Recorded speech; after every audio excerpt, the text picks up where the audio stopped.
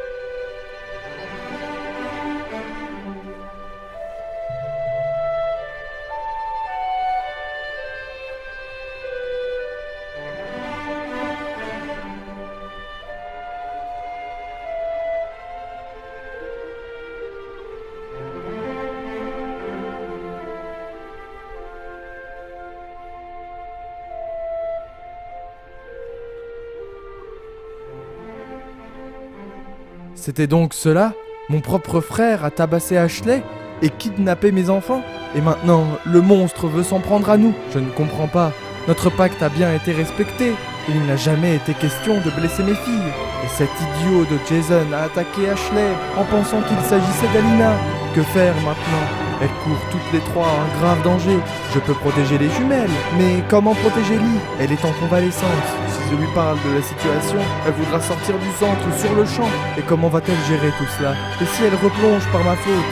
Mais si je ne la préviens pas, un homme de main pourrait la blesser. Et pire, je ne peux prendre ce risque. Même si mon cœur tremble à l'idée qu'elle retombe dans ses travers, je dois tout faire pour protéger le sien.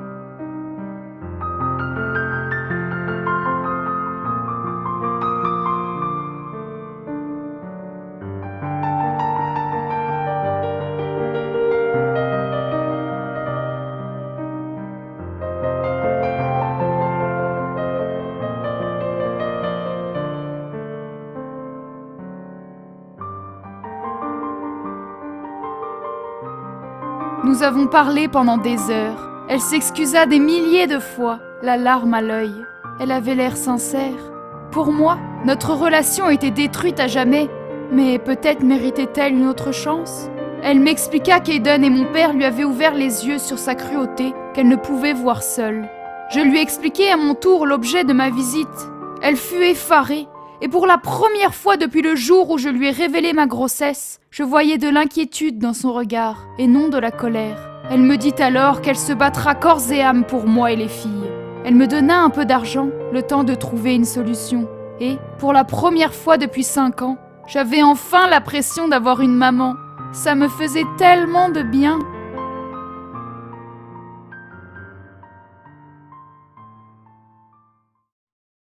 Ma mère parla aussitôt à mon père. Consterné, inquiet et furieux à la fois, il décida, contre l'avis avisé de ma mère, d'aller rendre visite au monstre. D'un pas décidé, mon père entra dans le manoir horrifique. Il se souvint alors de la menace de mort qui planait sur lui, mais cela ne l'empêcha guère de rejoindre la tanière du monstre. Dylan ne semblait pas si furieux.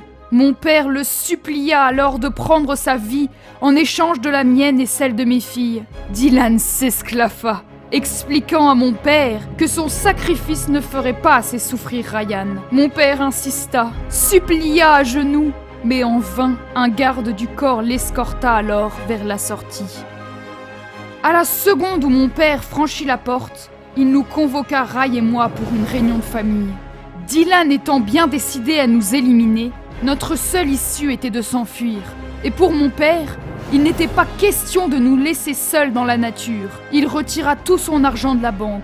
Nous prîmes quelques affaires et partîmes nous réfugier dans la maison de vacances de mon oncle Chiro, à 40 km de Los Angeles. Nous vivions dans la peur permanente. Mon père continuait de travailler à la machinerie et Ryan au garage. Nous devions dépenser avec parcimonie, car nous ignorions combien de temps cette situation infernale allait durer. Je devais apprendre à vivre avec mes parents, mon frère, mon fiancé et mes filles, tout en restant sobre. J'étais bouffée par l'angoisse, et mon envie de médicaments était terrible. Ryan se rendait bien compte de mon mal-être. Sans mon consentement, il prit alors la décision d'informer mes parents au sujet de ma dépendance, afin qu'ils puissent veiller sur moi. Ryan était harassé de travail. Couplé avec ses propres peurs, ses responsabilités de père et ses habitudes chamboulées par la cohabitation avec mes parents et mon frère, son quotidien était devenu pénible.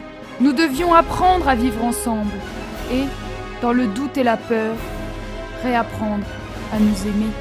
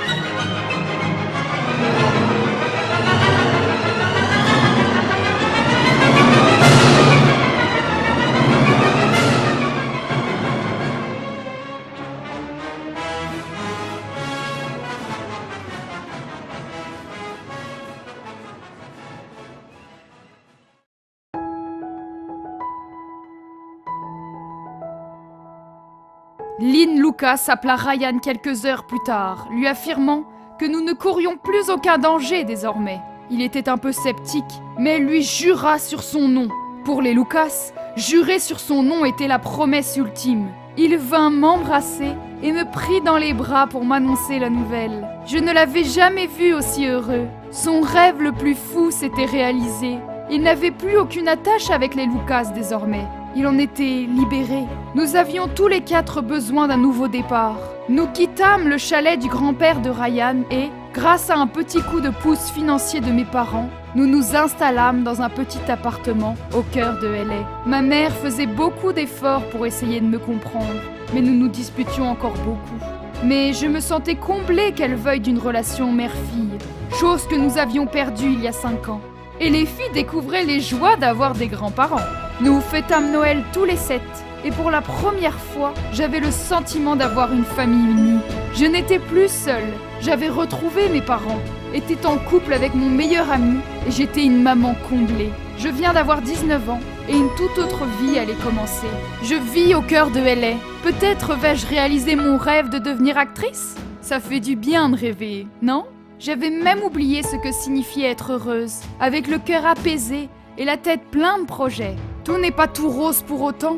Je dois tout de même faire face à mes anciens démons, car, comme on dit, droguer un jour, droguer toujours. Mais je sais aujourd'hui que j'ai toutes les armes pour tout affronter. Je n'ai plus peur, je ne crains rien. Ryan et moi, nous avons tellement subi d'épreuves. Quelles que soient les difficultés que nous traversons dans la vie, il faut savoir relever la tête, car si elle reste baissée, vous ne verrez jamais la lumière.